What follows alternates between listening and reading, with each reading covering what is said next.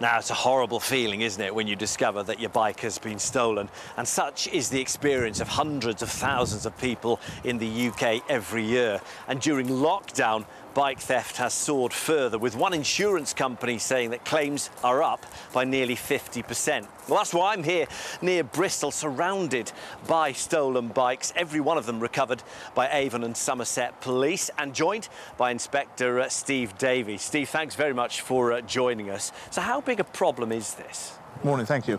Nationally, it is a big problem. There was 296,000 reports of theft of cycles last year. Within Avon and Somerset, we still see a fair few thefts reported. We do tend to target the thieves, and as you can see from the collection of bikes here, we've been able to recover quite a few.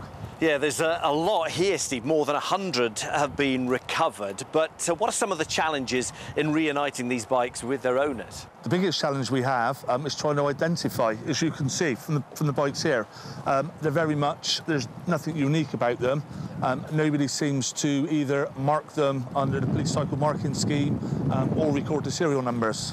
OK, so a real issue there. We'll come back to Steve in a moment, but let's take a little walk over here to speak to Community Officer Lizzie. Now, Lizzie, just explain to me what you're doing. Yeah, so I'm doing some bike registering today as part of the bike register scheme. Essentially, each bike has 2 stickers which go on the bike, and that has a unique code which allows us then to trace it back to its owner. How do you actually trace it back to the owner? So each officer carries an app when we're able to scan the barcode, or online we can search the code.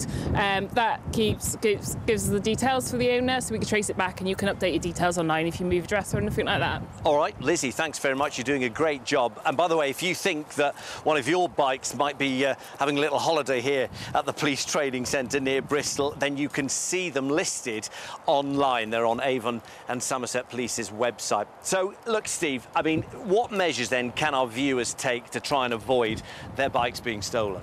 There's a few simple measures. One of the easiest ones is to make sure you lock your bike. Plenty of people will just nip into a shop, leave their bikes unlocked. The second thing is to actually ensure they use 2 good quality locks. So something sturdy, like a D-lock, that we'd recommend go in between the frame and a solid object. And then secondly, a decent chain type bike where you would then put through the wheels and then to the frame to hold it tight. Bearing in mind, for what you would pay for a bike, just to spend that extra few pound on a good quality chain and a good quality lock will save you being transportless if someone decides to relieve you of your bike. OK, well, Steve, look, thanks so much for your time. And here's hoping that some of these bikes will be returned to their rightful owners.